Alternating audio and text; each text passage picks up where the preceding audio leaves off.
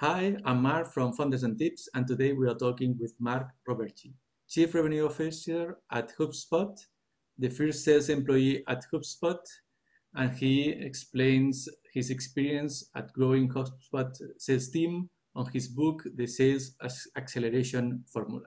Hi, Mark. Hey, Mark, thanks for having me. Thanks to you. Let me begin with a very personal question. An engineer as a sales manager, they convince you, you convince them. How was the first matching with HubSpot team? Yeah, it was pretty natural. I got involved with HubSpot before it was really a formal organization. I'd met the founders at MIT when I was a student and they were students, and I was doing my own thing, I was trying to start my own company, and one of the founders actually invested in my company. Mhm. And as kind of part of that, he also wanted me to help him out one day a week, which I did. So I helped him on general strategy, and as the company evolved, they quickly wanted me to move in, like try to just bring on customers. And for me, I'd been going through a bit of a personal journey where I went to business school to be in, continue my pursuit of entrepreneurship, and I Mhm. knew that my kind of place in the ecosystem was either going to be sales or marketing. So I was going through a little bit of a personal, debate, and this was perfect because, I was able to really learn the function of sales and sort of innovate on it, but also I feel like I know a lot about marketing because I was selling HubSpot, and we've been able to kind of pioneer new ways of marketing as well. So it was a perfect fit for me. Mhm. On your book, you talk a lot about scalable, predictable revenues. That's the main Hmm. objective of your job and your position. And that sounds very unusual on other organizations. Why do you think that doesn't happen more often? This Sure. way of doing scalable, predictable organizations oriented to sales or marketing. Yeah, so that's what I call that as sort of the mission for my role when I took it and built sales here was scalable, predictable revenue growth. And it sounds like it's like duh, obvious. I mean, that's what every organization wants. But it was really sort of the boiling down of that mission to tactics around hiring the same salesperson every time, training them in the same way, providing them with the same quality and quantity of leads, and hold them accountable to working those leads with the same sales process. And again, that makes sense too. But I think where it falls apart is the discipline around the using a sort of a metrics driven approach to driving the predictability is where a lot of organizations kind of it falls to the wayside. And this day and age, like number one, of all the functions out there, from HR to finance to engineering to marketing, sales is kind of the most quantifiable in terms of how is someone doing. Mhm. You know what I mean? It's like it's very quantifiable to dictate. And as such, there's so much opportunity to leverage the metrics to repeat success. And then the other thing that's happening is we're just sitting on loads and loads of more data than we were decades ago. And it's gone from a culture of like, how can I get the data to I have tons of data. How do I make sense of it? So it just takes a little bit more of an analytical mindset to complement all the traditional success factors of sales leadership to really take advantage of that. Mhm. First step is sailing the right sales team, the sales profile. How you Hmm. define this process, how you make it more metric oriented. In terms of hiring Yeah. salespeople, yeah. So that's certainly the most important part of the journey, right? And when I took the role and we were four guys in a garage and I had to hire a team and train them and manage them, I knew I couldn't do an A-plus job by myself in the early stages at all of those. And I kind of reflected and said, I got to do an A-plus job on hiring, because if I do a mediocre job on hiring, even if I'm great at training and managing the team, it's going to be an uphill battle. But if I can just really bring on the best of the best to this company, and even if I don't do a phenomenal job in the beginning at training and managing them, they will find a way to win. So this is just such an important part. It's almost like a make or break execution task for especially earlier stage companies, is bringing on the right salespeople. And what I realized too was people often ask, like, what do you look for in a salesperson? And I'll tell you what we ended up with. But it's irrelevant to most organizations because the context is so different. You know, I brought on top performers from public companies here in the Boston area that didn't do well at HubSpot, and you're like, how could that be? How could they be the number one salespeople from hundreds and hundreds of reps and then just not crush it at this organization? Is because, well, the context was so different. I mean, they were coming from an environment where everybody knew the brand they were selling. The value prop was easy to understand. It was a highly transactional sales process. And they moved to an environment where it's a no-name brand in the early days. No one knew what inbound marketing was. It was a very complicated concept to position. So you can imagine that the two different types of salespeople that would succeed in those environments would be very, very different.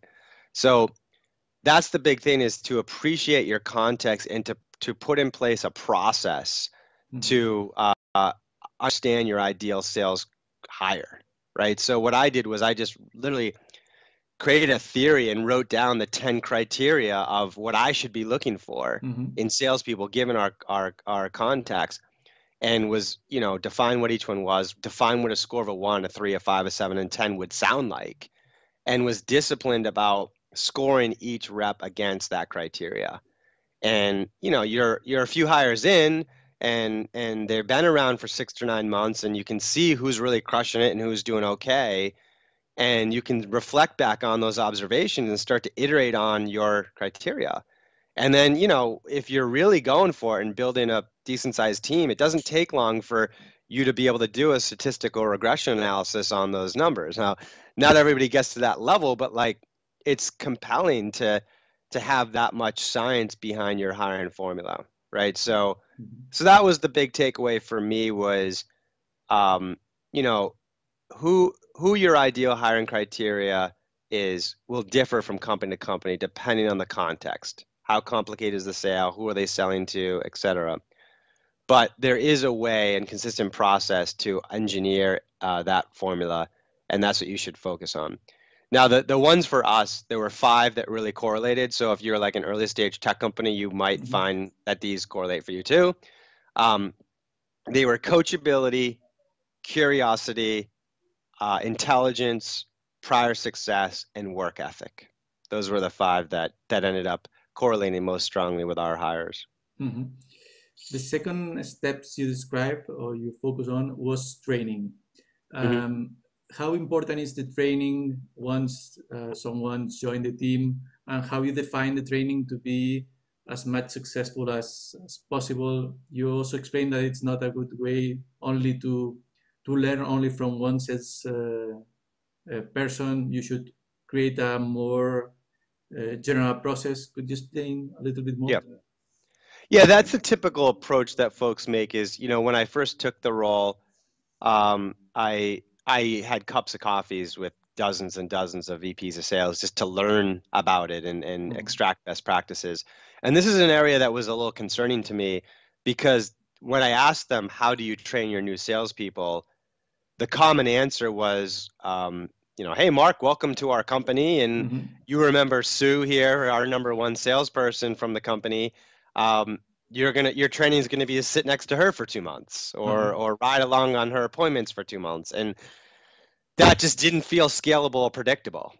And as the, you know, months evolved and a year or so in, I realized why my gut was like speaking to me with this was our top salespeople, like a lot of them are top salespeople for very different reasons. And they all kind of have this like 1 or 2 superpowers they really lean into. Some are amazing activity players, some are great rapport builders. And if you were to sit them next to each other, they would get an incorrect perception of what it takes to win in the team. They may not lean into their unique strength as much as they should because of that perception, and they may pick up bad habits from even top performers. So it was really important for us to put in place a predictable blueprint of like a sales methodology and a buyer journey and a qualifying matrix. And we had exams on the product and certifications on each stage, and we scored those. And it was really valuable to be able to see how people were scoring and then put them out in the funnel. And 6 months later, did they do well or not? And, are the way they score in training correlating to future success? So that there's just a lot more quantification that can be done there as well. And the other thing is, today, a lot of buyers have a lot more information at their fingertips. Mm-hmm. They can, 10 years ago, they had to talk to a salesperson to figure out how much is your product, what does it do, how does it compare to the competition. Today, they can get that all on the website. They can try the product on the website sometimes. They can buy the product on the website sometimes, right? So it begs the question, why do we even need sales? You know what I mean? Like maybe it's going away. I personally don't think so. I'm probably a little biased. It looks like a little bit the opposite. Sales every time are more important on service as a software as a service. Sorry. Totally. Exactly. Right. It just has to change a little bit. And in this context, salespeople need to step up their game. 20 years ago, it was okay to sit down and memorize the price book and memorize the feature set and memorize the competition. And that was your job, explaining that to prospects. But today, that's not acceptable. That doesn't add value to the sales journey. And what does add value is you, as a salesperson, being a consultant, a trusted advisor to your prospect, to be able to dig in and understand the unique needs that they have, the unique problems that they're trying to solve, and translate the generic messaging that they can find on the website to those needs to help accelerate that diligence process. And as a salesperson, it requires a greater amount of business acumen, and it requires an ability to literally understand what it's like to be in that buyer's day job every day.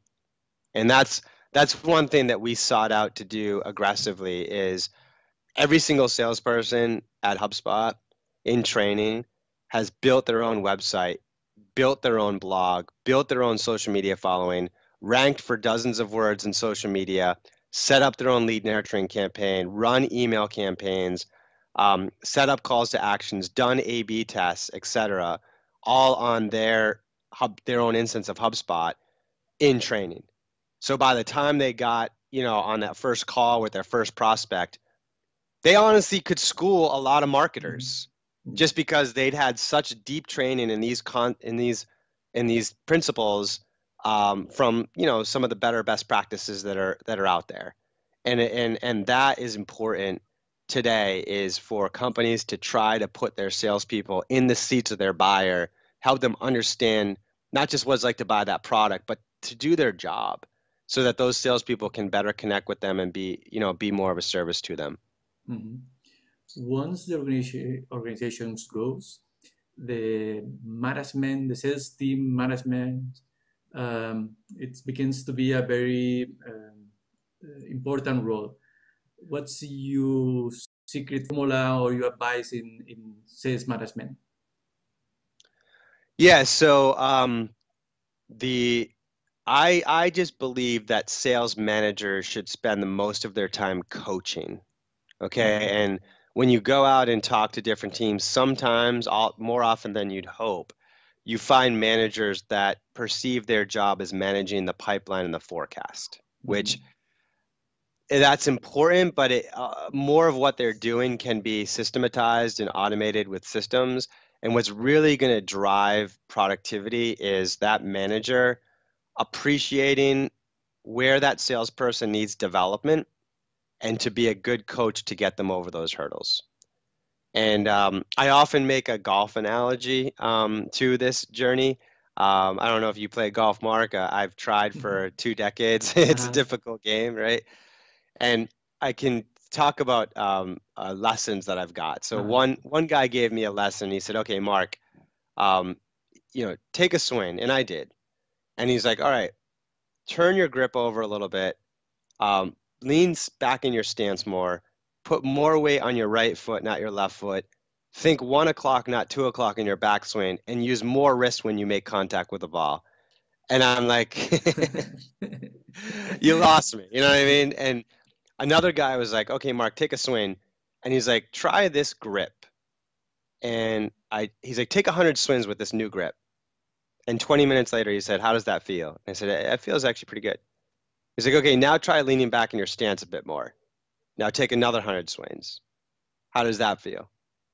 That feels good too. So, it's a really simple and obvious example, but you'd be surprised almost every sales manager I've promoted took the approach of the first golf pro in their coaching. They would sort of get this new salesperson out of training, and they would see this enormous gap of where they were and where they want them to be, and they would throw up on them with like an hour's worth of feedback. And you could just see the salesperson's head spinning. And the better managers, the more mature and better coaches would actually see the 90 things, but really know which one or two will make the biggest difference today and hone in their coaching on those few skills.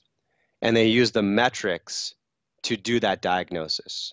So we produce metrics every single salesperson, every single month. We show how they compare from how many leads they're contacting to their connect rates, to their discovery calls, to their conversion to demo, to their conversion to customer, to their average ticket price. And we can let the reps see how they compare to each other, let the coaches and managers see how they compare to each other, and see how their individual trend is changing month over month. And that sets us up for a really nice sort of beginning of month co-creation discussion around where the salesperson's stuck. It's not an aggressive discussion like, why do you suck? It's like, what do you see in these numbers? And whether you're the top rep or the worst rep, there's always going to be something we're working on. And we're going to start with the numbers to diagnose where we want to work.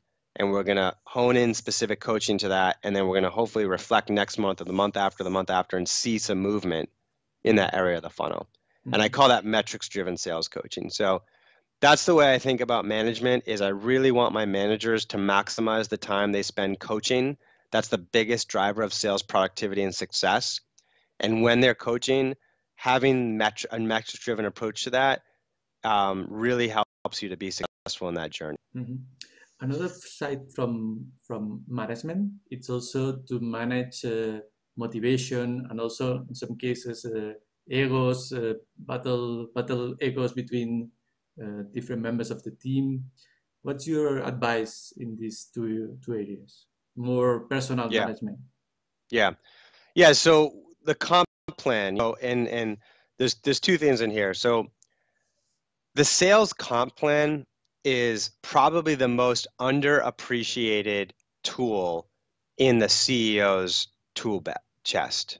I think most CEOs delegate the comp plan design to the head of sales.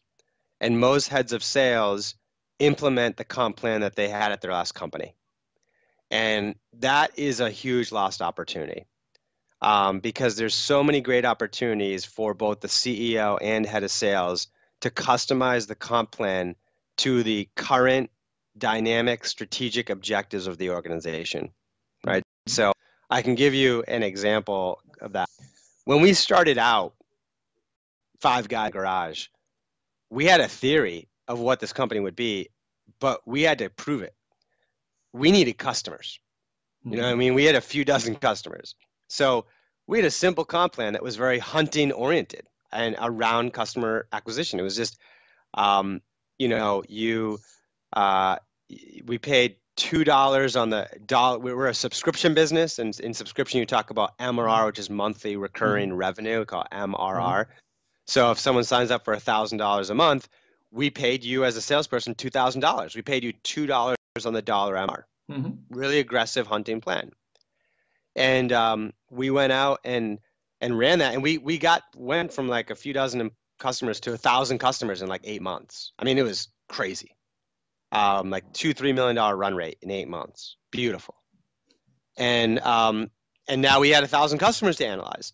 And our churn was pretty unsustainable, at that point, because we signed up anyone, and that was the right thing to do at that point. We had no idea who this would work for, and that put us in a position to analyze which segments of customers were doing well and which ones weren't, and also understand how we could repeat success. And it was interesting that when we analyzed, we had a customer success team that took customers once they were signed up, and the churn rate by customer success rep was very, very similar. But the churn rate by salesperson was really different. And that data analysis showed us that, wow, the salesperson is really dictating the ultimate success of this customer, depending on who they sign up and the expectations they set at pre-sale. And so we shared our analysis with the sales team, shared which expectations and types of customers yielded success so they could sort of absorb it, and then told them, we're going to start comping you based on this, because we have to solve, now that we've solved the customer acquisition phase of our business, we need to focus on the customer success phase of the business. And it turns out you guys are the key ingredient to that. So sure enough, I stack ranked the team by customer success and churn, and I doubled the compensation for our best people, and I cut the compensation in half for our worst people. And I said, listen, take the training seriously, and let's all move up the stack together. And literally like 6 months later, churn dropped by like 70%. It was beautiful, right? So, and I can keep going through each phase of our company and the strategic focus of the organization and how we mirrored and changed the comp plan to match that. And it's the biggest driver of success. So that, you know, don't underestimate how valuable this is in the CEO's tool chest. And then the other thing that was really effective for us was sales contests.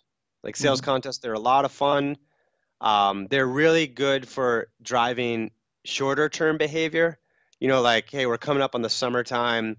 We're really worried about how the summer months are going to go. So why don't we run an activity contest in June to tee ourselves up to see if we can't juice the pipeline a bit? You know, that's nothing you're going to build into the comp plan, but it's something that you can do as a contest. And, you know, you want these contests to be, you know, you want to make sure that you have a nice prize associated with it, and that the results are being sent out to the whole team every day so they can have that natural competition. And I personally like to make the contest team oriented. So as opposed to having like 20 salespeople and they all are competing against each other, I like to have 5 teams of 4. And then they're helping each other. And it creates better culture. And I like them to win a team prize, right? So instead of them winning like $10,000, instead they win like a fancy dinner or a golf trip or something like that they can go and you know, celebrate together. And that's a great opportunity to drive the culture that you want. Okay.